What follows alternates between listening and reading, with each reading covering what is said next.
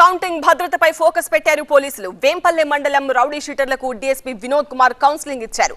Counting తర్వాత బాణాసంచా పేల్చాలన్నా, విజయోత్సవ సంబరాలు జరుపుకోవాలన్నా పోలీసుల అనుమతి తప్పనిసరి అన్నారు. కౌంటింగ్ ఏజెంట్ల వివరాలు రేపట్లోగా స్థానిక పోలీస్ స్టేషన్లో ఇవ్వాలని సూచించారు డీఎస్పీ. కౌంటింగ్ ముందు కానీ కౌంటింగ్ తర్వాత కానీ ఏమి జరుపుకోకున్నటువంటి కట్టుదిట్టమైన చర్యలు తీసుకోవాల్సిందిగా అందరికీ ఆదేశాలు మాకు అందాయి.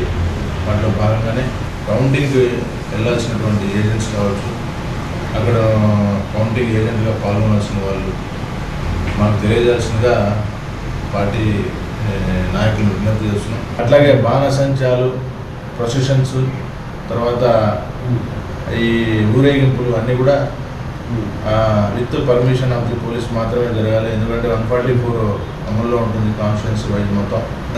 3, 4, 5, 6 వరకు కూడా ఎలాంటి కార్యక్రమాలు చేయకూడదనేసి పోలీస్ సూచనలు పాటిస్తారని ఆశిస్తూ